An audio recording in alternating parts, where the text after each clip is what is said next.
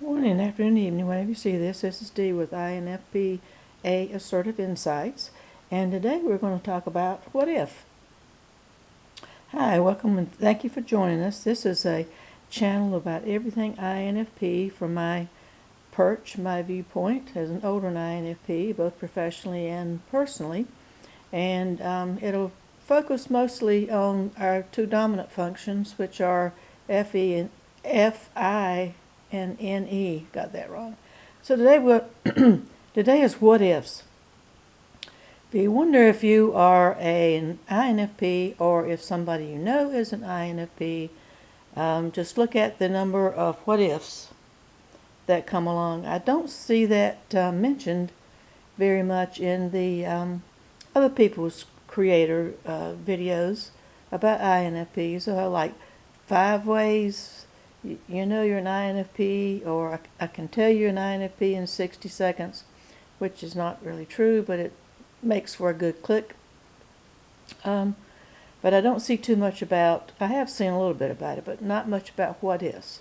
So if you're the kind of person that before you make a decision, whatever decision it is, you go like, well, what if this or what if that? I know from my point of view, traveling, I like to travel and traveled a lot before the pandemic, not so much afterwards because of my what ifs. But when I was traveling, I would say, well, what if this happens?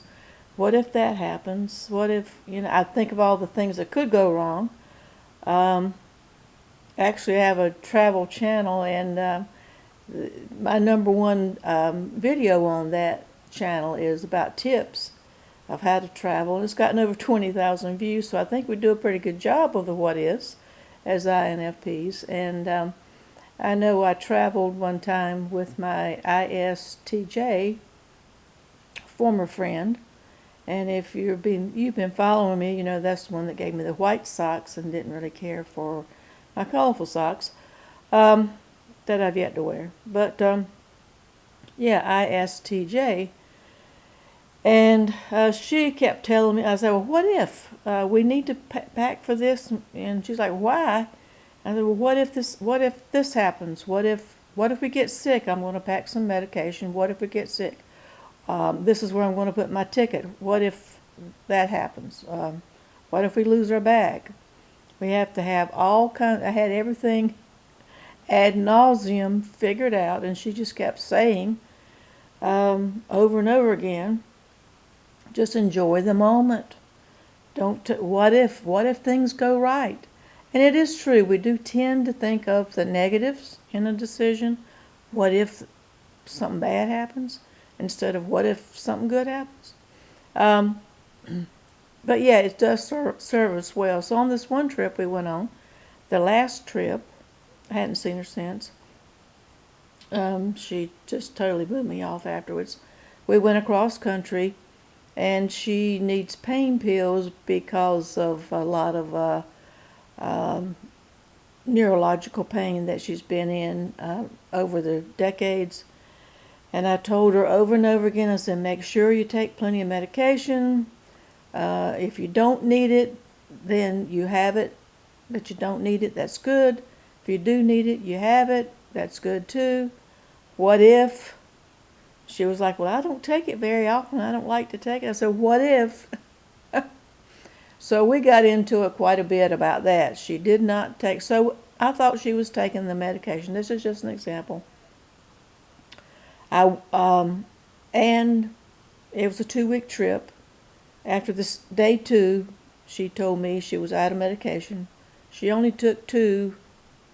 The train ride was too much for her, moving around, as it turns out, for her pain flared up, and which I knew maybe happened. So what she did, she just took enough for 2 days, which was normal for her for 2 weeks. Didn't listen to my what ifs. So she was totally miserable with no pain medication, made me totally miserable. And so there's a what ifs. I wanted to keep her ticket, and I had a safe place. She wanted to keep her ticket Well, what happened was she lost her ticket coming home. We were in California. She had no ticket to ride back, and we figured it out. But I'm just like, what if? So our what ifs do serve us well.